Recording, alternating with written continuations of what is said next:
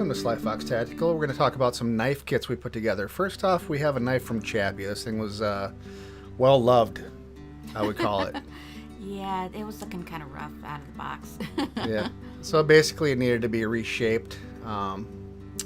So what I'm doing here is the back end. He beat the pommel pretty well, so I'm reshaping the pommel and making it so it's not so curved over, and flattening it out. This is the Worksharp Ken Onion edition, which I use for a ton of stuff. Yeah, it gets a lot of use. I use my larger one for actually making knives. This one is what I use for the smaller projects, and it works out pretty good. But right now all I'm doing is shaping it and getting out all the nasty burrs and everything else. This is the grinder attachment for the Ken Onion, which if you have a Ken Onion, I highly suggest getting the grinder attachment because it is flippin' awesome. I think I'm using I'm definitely using the coarse grit, but it's definitely a great machine. I had to basically reshape the whole blade because a lot of the top edge and the back edge were just completely destroyed.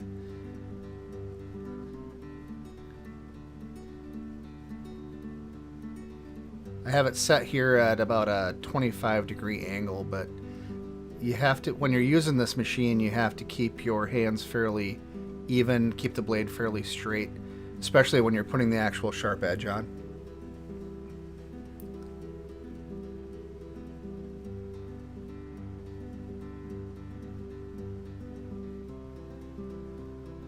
All I'm doing there is rounding it out. By feathering it like that, it rounds the edge out. But you have to be very careful that you know where your end angle is, otherwise you can mess it up pretty good. I suggest just playing with it. You have to play with it for a while till you, just like anything else, you have to practice. You're going to mess some stuff up. You have to practice, and eventually you'll get good with it.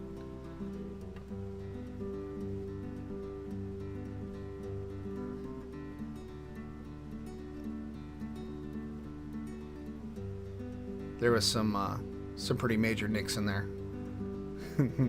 But like I said, I like a knife that's well loved, and that knife was definitely well loved. You could tell that Chappie likes to use that knife, so I wanted to make sure that it came out perfect.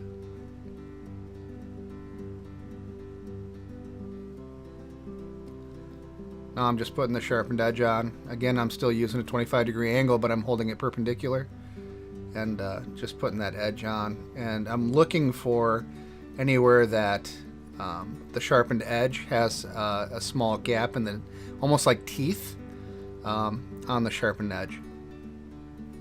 And that lets me know where I need to go back over it and clean that edge up. Now it may seem weird that I'm doing this before I finish the actual knife, but in reality I want to have a good straight edge before I even get started.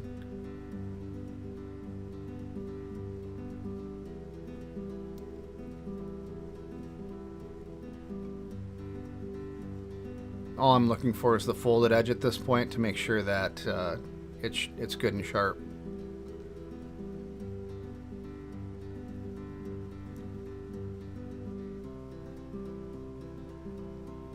Nice.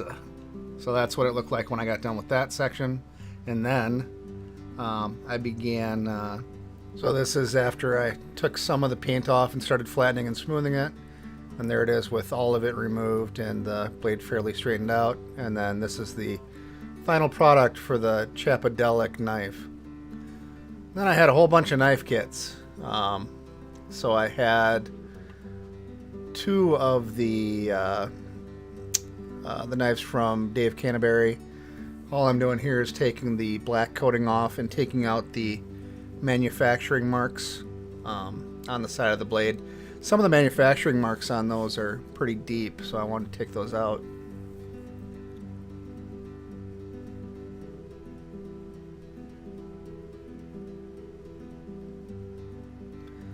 Now this is a 12-inch contact wheel, which is a rather large contact wheel, but I love it. You can do a ton of stuff with it, but right now all I'm doing is, I think I'm using like a 60 grit 2-inch by 132-inch belt. Then the knife got hot, so I went and put gloves on. That happens. It does happen. Usually I start with gloves, but I wasn't thinking.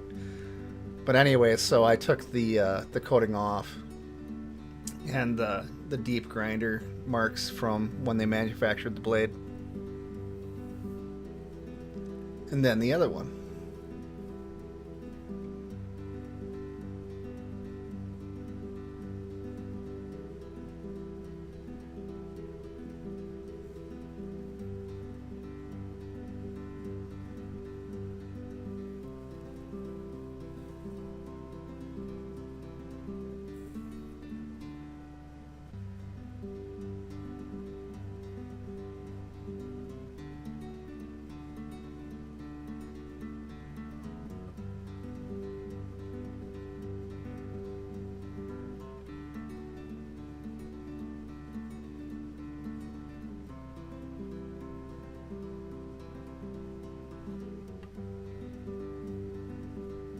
I found a couple of burrs on the edge of the blade, which is what I'm doing there. I'm cleaning those off.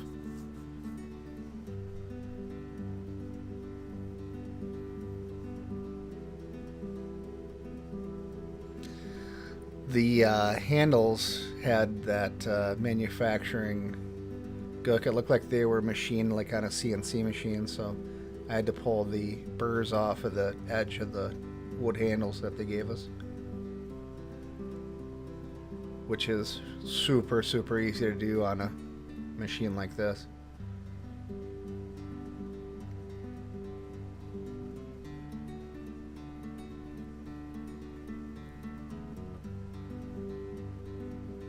I leave my belts about 1/8 of an inch off to the side, which is why I can run it off the side there to clean off the edge. If the belt was completely flat and straight, there's no way I could do that.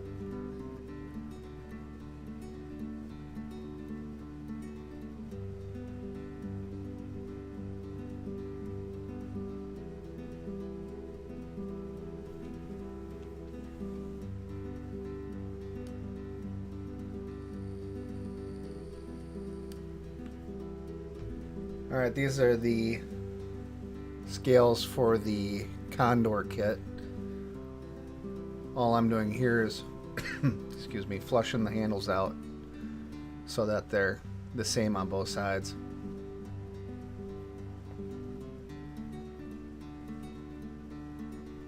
Which will be very important in a moment. You'll see why.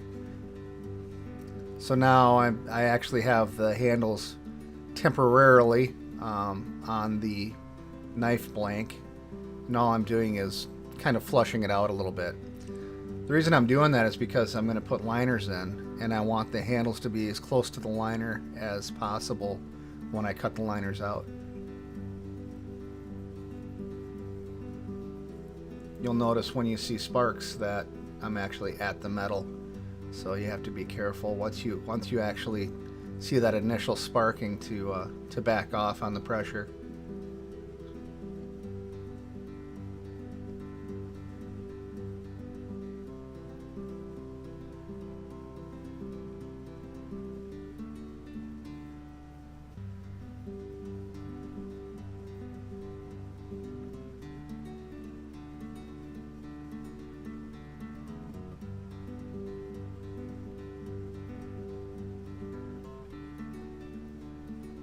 Alright, here's the liners. I took the blocks off.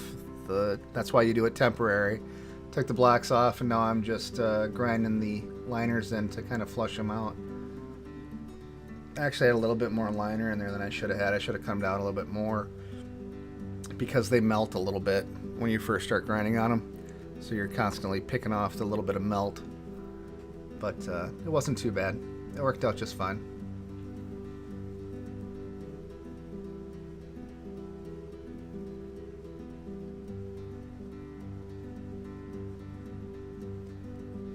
I suggest you guys play with liners because liners set the knives off so much. Yeah, it really makes it a lot more individual, I guess. Mm-hmm. You know, because everybody got the kit. Mm-hmm. What you do with it is what makes it unique to you. Right. And liners are a fantastic way to do that. Mm-hmm. And they're really not that expensive to buy. No, they're cheap. They're only a couple bucks to buy a piece of that, whatever. You can even use construction paper if you wanted to, but you can get that material from like knifemaker.com or Jantz Supply or anywhere else. There's a ton of places you can buy those liners at, and they're very, very inexpensive. Here I am gluing everything together. I'm using Gorilla Glue. I like Gorilla Glue. It works really well. The only problem with Gorilla Glue is it foams, so you need to make sure that you do it fairly thin or you're going to have a problem. So the first thing I'm doing with the Condor kit is putting the liners on.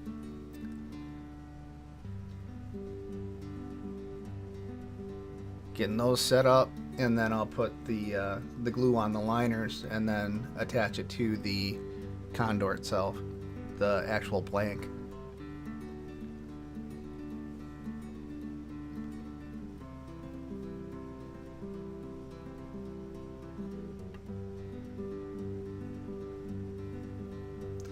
No, they did send some brass pins that you could have peened over. I decided to use nickel pins because, well, number one, I like using nickel pins, and number two, they fit better.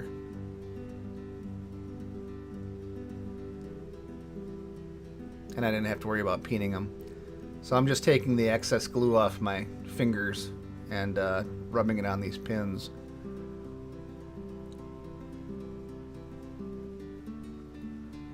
I'm using a body shop hammer, a light body shop hammer, just to tap them through.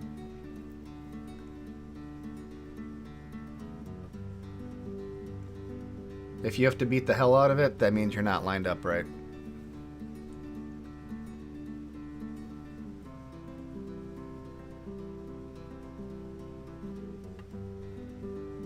I just tap them a little bit more through just to kind of flush them out. That way I don't have any negative space between the pin and the handle.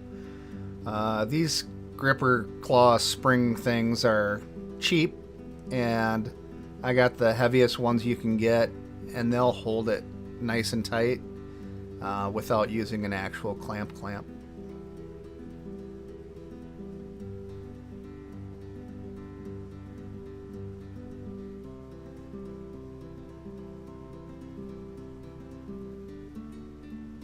Again, it doesn't take much. You don't want to use a ton, because if you use too much, it's just that much more stuff that you have to clean up later on.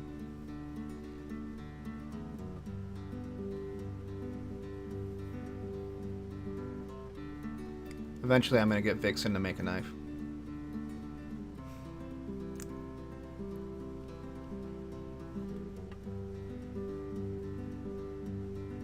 You know, in my spare time. Sure.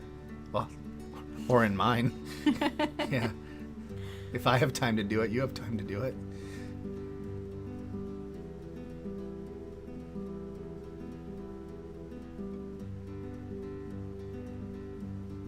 Again, just light taps, making sure everything's lined up.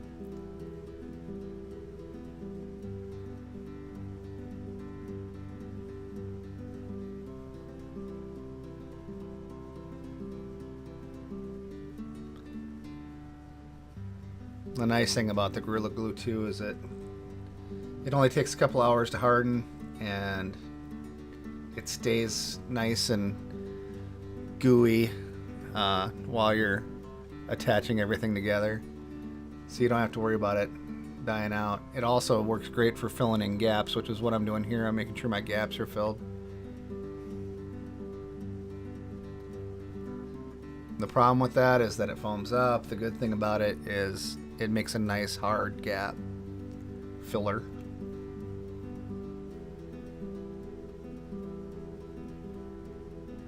You guys know how much I hate editing, so I'm not even going to edit my audio.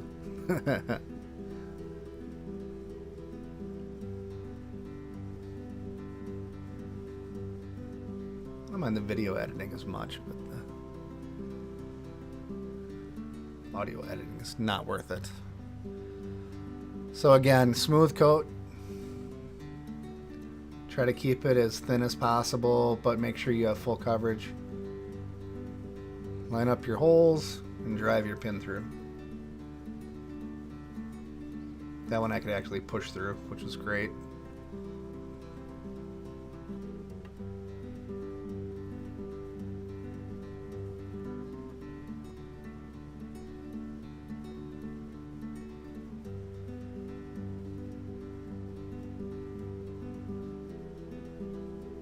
Again, just filling in gaps here.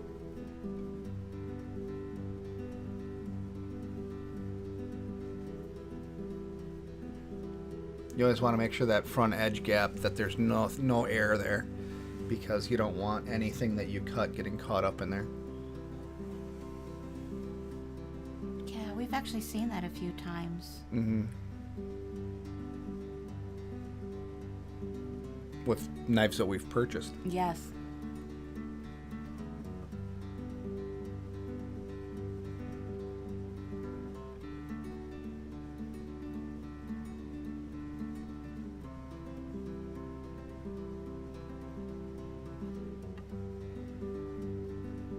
And that's it. That's all to the gluing.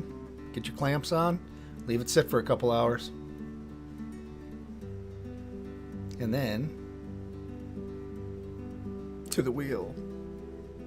It's back to the wheel. Yeah, so this is a much more harsh sandpaper. This is like, I believe 40 grit. Because all I'm really doing is taking the pins down, which this thing makes extreme quick work out of it. And then just making sure that the handle is flush with the metal. And taking any of the hardcore glue off. I waited about 2 hours between the Gorilla Glue and starting this.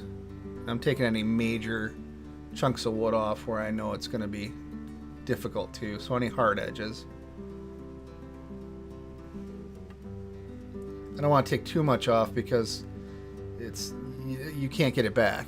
once it's gone, it's not coming back. So right, much like a haircut. If you cut that hair, it's not going to get glued back on. yeah, it's gone at that point, right?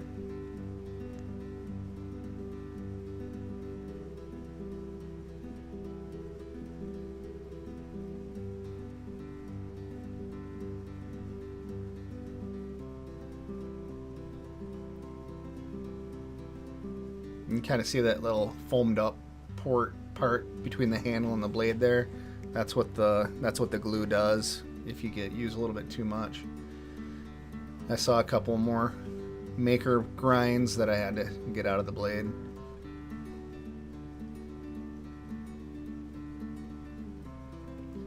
I really only use this tool, this grinder, well, number one for making blades and axes and stuff, but when I'm using it to take stuff off, it's only the heaviest materials that I use it to take off, because it takes more finesse to do a handle than you can get out of this type of machine.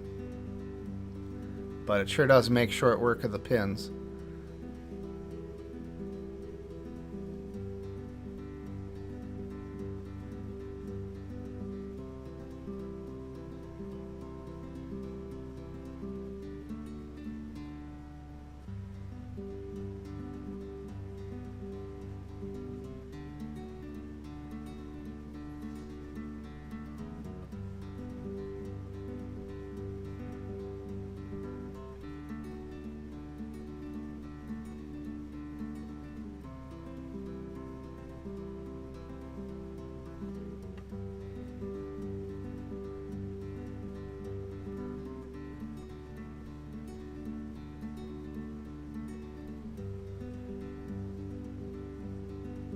And this machine was kind of made.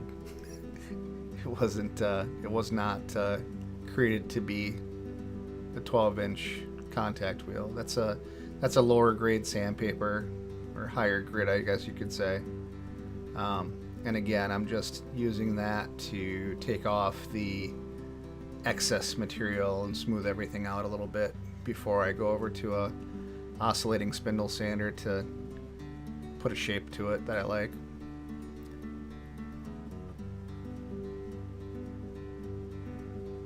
And this thing removes material fast. Like I said, that's why I had to go to a lower grit so I didn't take too much material off. But I wanted to start rounding my edges off so it wasn't so hard to do.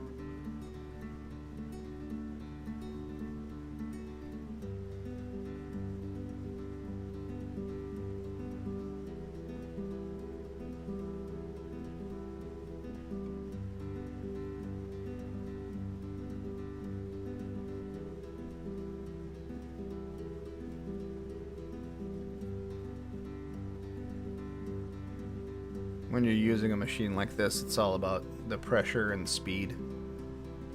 Same thing with creating a grind angle on a knife. It's all about pressure and speed.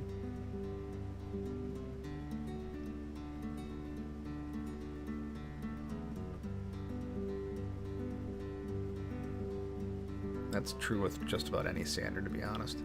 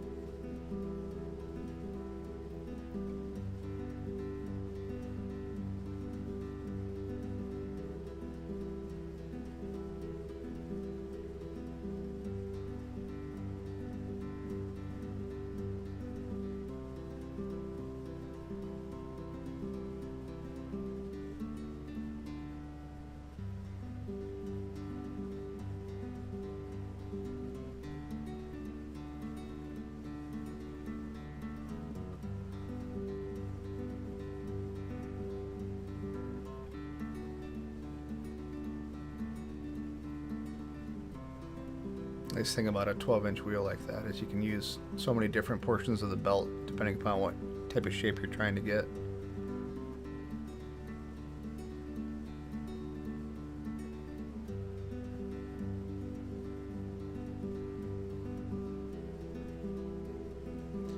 Alright, oscillating spindle sander. This is where I do a lot of my shaping. You have a nice flat deck so you can create different shapes, and depending upon the size of the spindle you can do a lot of different things with it. But just like everything else, it's all about pressure and making sure that you have everything straight and perpendicular, and how much pressure versus how much speed.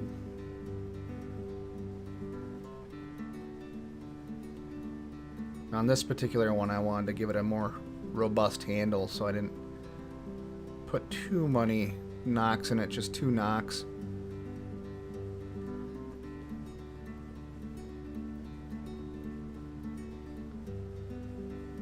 The front one's slightly deeper than the back one, and it just creates a nice feel to the hand. It's really nice.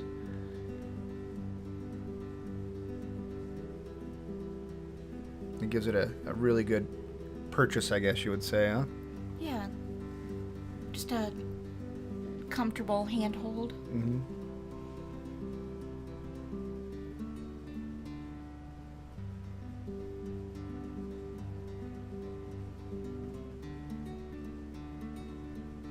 So I needed to round out the front edge on this one a little bit.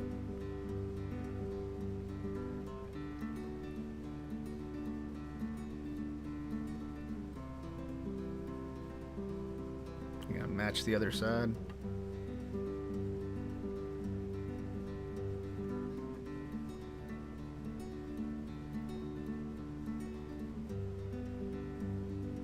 Yanking off that excess glue.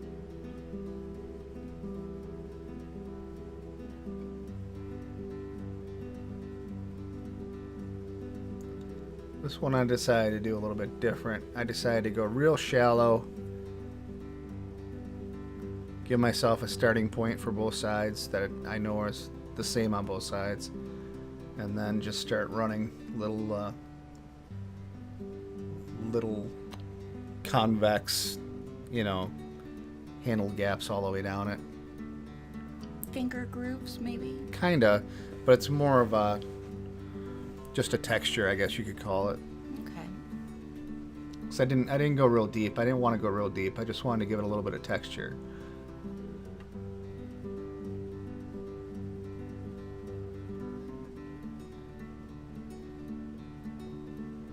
I don't like when a smooth knife falls out of your hand, Yeah. So I like to give it a little bit of texture, especially when it's wood like that, because wood is very smooth. Cordura, or not Cordura, but like a lot of the G10 scales and the what's that other micarta have a texture to it. Especially micarta has a Right. texture to it, so you can leave that fairly smooth. But with wood, I like to put a little bit of texturing to it, or at least give it some sort of a grip, Sure. And I liked that, so I decided to do that on mine as well. So the two SRO kit knives, one I believe is Organic Means, and the other one is Get Off My Land, I think. I'm not sure. I think so.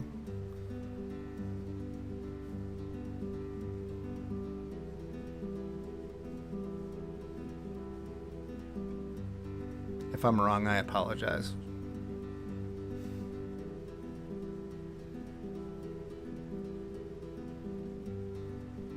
I just like saying get off my land. Get off my land. Yeah, I'm pretty sure about Organic Means. Mm-hmm.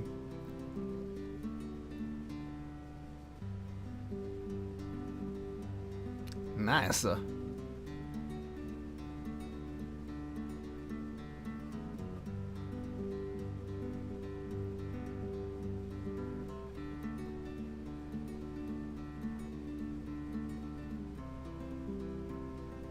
It's a much gentler grit, so I can use it to kind of clean up the edges and spacing, just to make sure it's nice and smooth.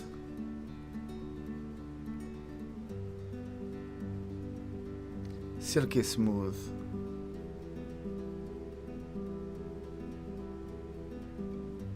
Love those liners.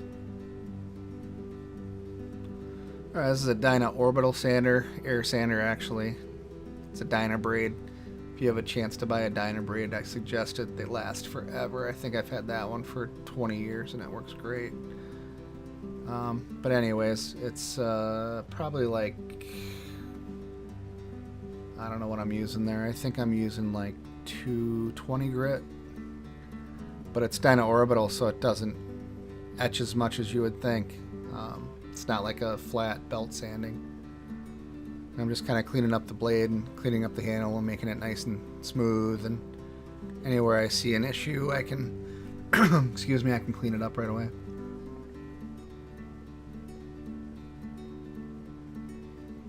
This is my final step before staining.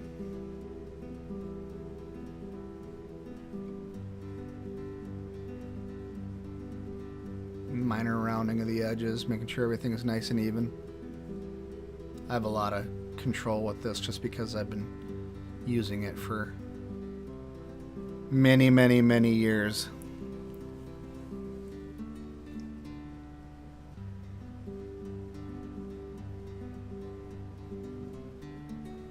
I noticed you didn't say anything there. Well, it has been a very, very long time that you've owned that thing. Yeah.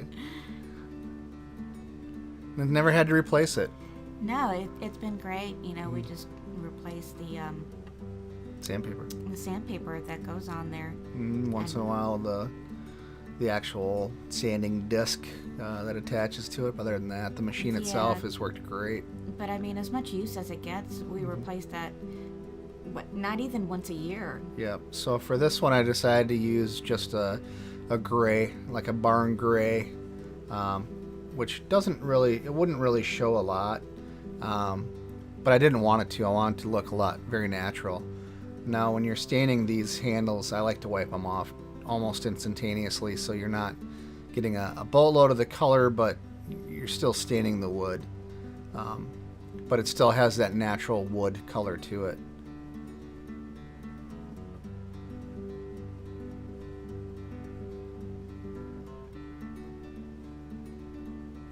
Then for these other two, I think I used ebony. But again, I wipe it off right away. It's just gives it some color and darkens it up a little bit. But you can still see some wood grain underneath there. Exactly. And there are two different types of handles. I think this one's like a walnut, so it's going to stain a little bit differently than the other one, which is why I didn't mind using the same color. It also brings out the darker colors, bring out the liner color. Mm-hmm.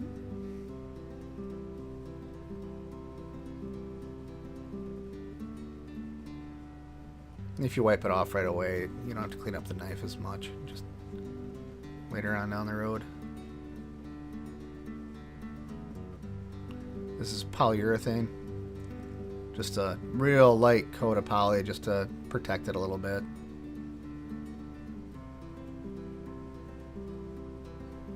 Could have used the can poly, but the spray poly works so much easier for this. Because it's just real super light coat.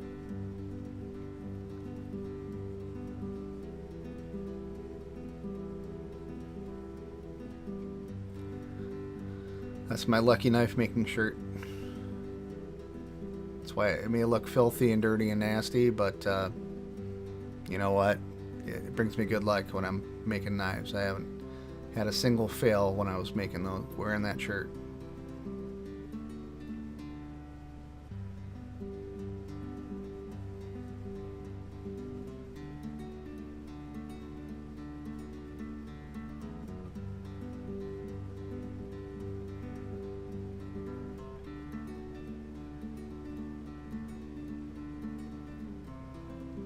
Alright, I'm going to put an edge on these things.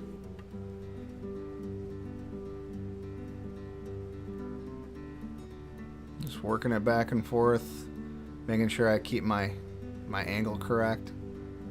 Keep the blade flat. You've already set your angle with the machine to 25 degrees, so you know where it's at.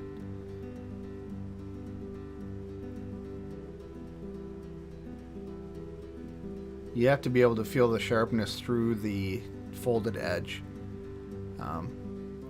because you still have to strop it to pull that fold edge off. Just like anything else, just like I was saying with the grinders, it's all about speed and pressure. How fast you go, making sure you have a nice even speed and that you're applying the right amount of pressure. As you're going back and forth, you just go a little bit lighter and lighter and lighter. Then you end up with that minor fold edge that you just strop right off.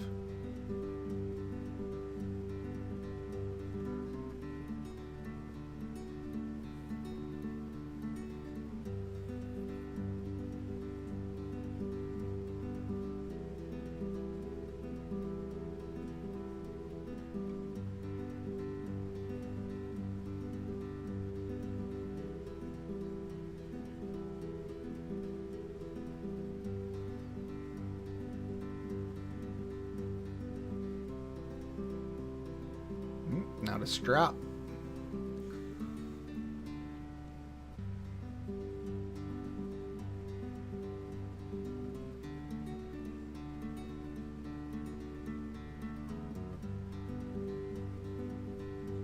Usually I use just a nice piece of leather, but BattleBox was nice enough to give us this little strap, and it happened to be in the room, so that's what I've been using lately. Yeah, actually, you've used it quite a bit. Yeah. Well, that's because usually I have that piece of leather that I have on my table, Yeah. and that's usually what I use, but I don't have that piece of leather on this table, so that's why I'm just using the strap.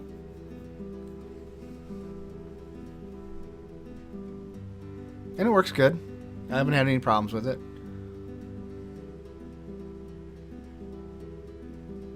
And flip it and use the fine side. Just a final strap. And that's it. Lots of work. Hope you liked it, guys. See ya. Stay foxy. Stay foxy.